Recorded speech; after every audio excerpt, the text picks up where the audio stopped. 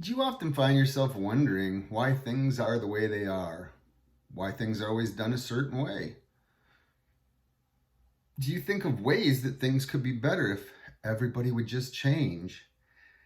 Do you wonder how society started doing the things that we do? Are they the right way? Are they the wrong way? How could we improve? Why are people the way they are? If that's the case, then this is kind of the topic for you. Welcome to Be a Better Person, and today's topic is question everything. So first of all, I want you to question, if anybody's been watching these, I'm not even sure how many of these I'm into right now, but any advice on background lighting, if I should maybe start thinking about possibly editing them instead of just doing them front to back with one take, looking down, looking away, any of those things. Those are things that help me question everything about how I'm making videos and what I can do to improve. Please, again, also remember everything I talk about is how it fits my life. It might not fit your life the same. It's just to give you some ideas and some things that might help you in your life. I overall think that life is pretty simple and that it's not that hard to get through or get by, and that when I have a problem, I figure out a way to solve it. Anyways, let's get back to our topic to question everything. So I'm glad that you do that, because that means that you're a free thinker and a critical thinker, and you don't just let your societal programming take over. I know that theme's in a lot of videos, because I really believe that we've been programmed, and that we need to break it, and we need to find ways to do different things that are outside of the box, as they say, in our thinking and how we do things. So I like this as one of my a quote that I really like, and I hope I say the name wrong. It's Eddie Zong, and it says, "No one has ever changed the world by doing what the world has told them to do." And I just think that that's really poignant. It's like, seriously, if you think of all the innovators in the world, that they finally just said, "No, why do we do it this way? I'm going to try this." And it shows a lot of really free thinking, and that you're able to think on your own instead of just going, "Well, no, they said that this is the way we do it, so that's how we're going to do it." And then how did those things ever start? I mean, I know that a lot of times it's because wealthy people, which nothing wrong with you being wealthy, but wanted to take advantage of labor. And so, hey, let's work 12 hours. We'll work you 12 hours a day, 7 days a week. And that's just to make other people, your life was crap, but hey, their life was really good. And so it's good when I see people finally just go, "You know what, that's stupid. Let's find a different way."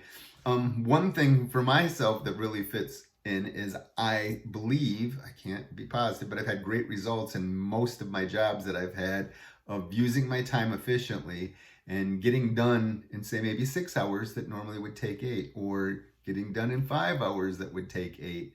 And don't get me wrong, there's still always things to do if you're going to find busy time and you're going to say just fit in. But I always thought it was so stupid that I have to stay here till a certain time, even though I've accomplished everything that I thought I should have accomplished today. Now, there's some things that you can't just walk away, but my things were management, where I was still on a phone and I didn't physically have to be there. Somebody could have called me to take care of the problem. So what other things maybe do you think that are run a certain way or not a certain way, and why do we do them that way? It's like I said, that quote is really, most of the people think a different way. They think outside the box. They stop just being a little lemming. They stop to not just follow what everybody else does, but then come up with their own ideas of how they think they should, things that they think they should do. And I am guilty of perpetuating some of those things as well, like especially with my children, who I have apologized several times now that I've realized the faults, and I'm really working with my grandchildren, hope to work with my grandchildren, of making sure that they love themselves and don't have to take anybody else's opinions, and that they don't have to follow any path. So I want to go back to that, and I want to start with a couple things, like back with my children. So my children, I push really, you got to get good grades. Don't you dare fail. even though failure is how we learn. You need to fail. You need to try, do things that you're not good at, fail, and then learn and start over.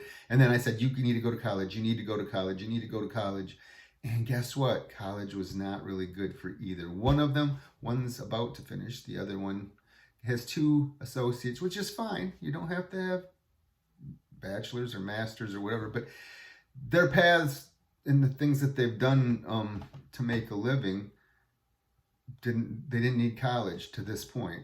My daughter, who's going to graduate, is going to. But again, it's stuff that I pushed, and instead of letting them figure it out from themselves, and I should have said, find your passion, do what makes you happy, and find a way to make a living at it and continuously follow your dreams. And so that's another question I want to bring up. It'll be in a different topic, but yeah, do most of you even know what your passion is, or is there a dream that you still want to follow, or do you not even really know that you want because you've been, I mean, I just can go back and remember when I was younger that I seemed a lot more carefree and happy and didn't really dwell on things. And then once you had a kid that you're responsible for, and a wife that you're responsible for, and a mortgage and a car payment, that kind of all sucks back out of you, and you have to focus so much on how am I going to make money that you forget about all the things that brought you joy. But I'm trying to get back to that, and hopefully you do too.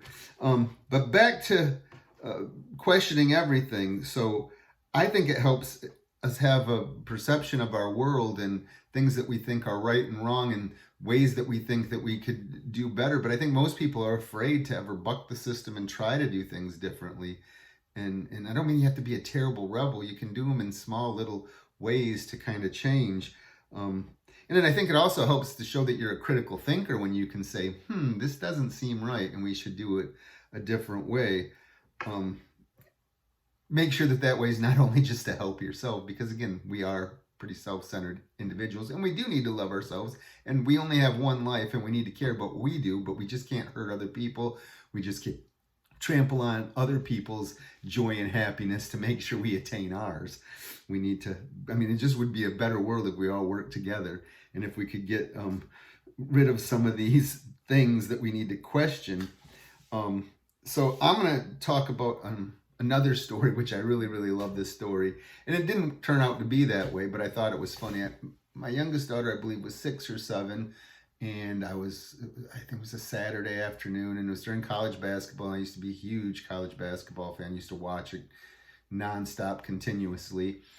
And I had a rule in my house that when I'm watching sports, children, please wait, unless you're bleeding, until there's a commercial, and then we'll talk about whatever you want to talk about. And so my daughter, patiently fidgeting, playing with whatever she was doing. We had a big sectional, and she was on the far end, and I was in the reclining end. Commercial comes on, and she says, "Dad, I want to ask you something. When I grow up, do I have to get married and have kids?" And of course, I mean, I've made a lot of improvements from who I am now to who I was then, but I said, no, of course you don't. You can do whatever your heart desires, whatever you want, as long as you're not hurting other people or affecting anybody in a negative way. Yeah, do whatever you want. You don't have to do any of that stuff.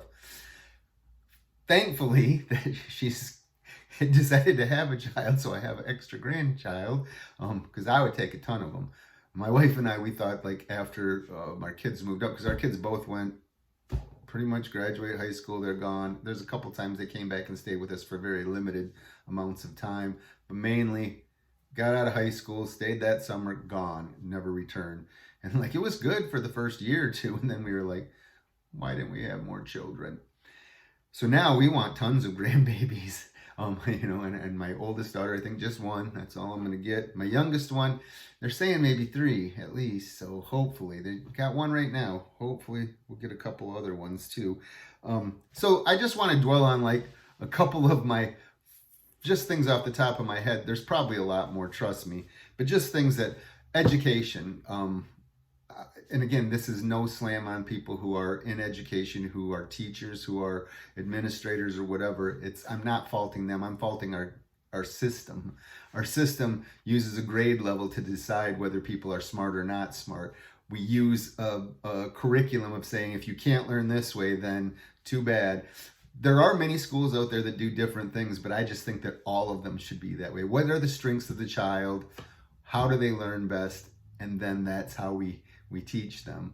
pretty simple, whatever. And it doesn't need to be 8 hours a day, at least not to focus on some basics. I mean, I think, math and reading, those two are some of the important things in science, some history. But again, you got to remember, technology has changed so much that we need to break through and get out of our old ways of thinking. Everything that a kid needs to know and find is on the little thing that I'm recording on right now.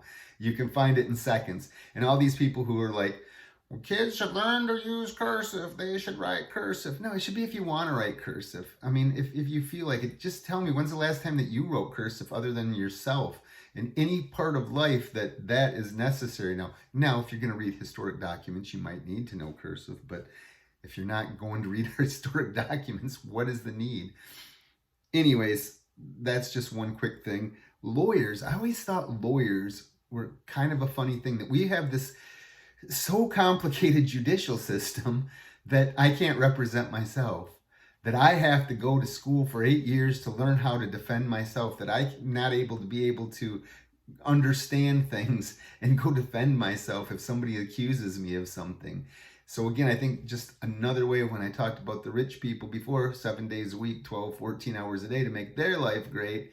I don't know. I just think it's another system to keep people down, that you have to go hire somebody and pay a lot of money, especially if you really, really want to try and get out of someone who are going to use little tricks and know how to twist things in the law to get you off or to get you a settlement.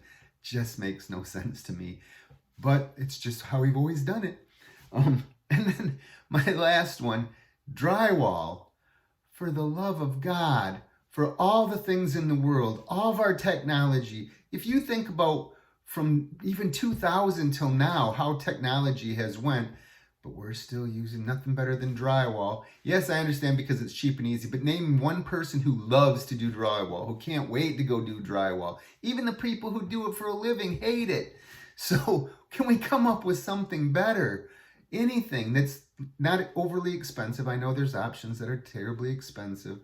Something cheap and easy that everybody can do. And you don't have to be a master mudder to be able to get a nice smooth seam, because I'm terrible at it. I sand all the way till it's all done and I have to run a bead back up. So that's specifically mine. Sorry, I ranted. Anyways, so what kind of thoughts do you have, or things that you think are goofy and need to be changed? Or why do we always do it that way? Is there a way we could do it different? What things do you question? And I'm not talking about science, or I don't want to get into arguments about that. I'm talking about general things. And another thing I just want to say, with all the social media, when people start throwing stuff out there and there's no sources, there should be sources. If you're going to put something on social media, you should quote a source, or else don't put it. Sorry, I ran it again. Anyways, I just want to have your ideas and know, is there anything that you think that your program, that the society programmed you to think, and you were confused and don't want to do it anymore? Like I said, put it in the comments. Remember, your smile makes me smile. Be kind, be grateful, be helpful. And until next time, have a good one.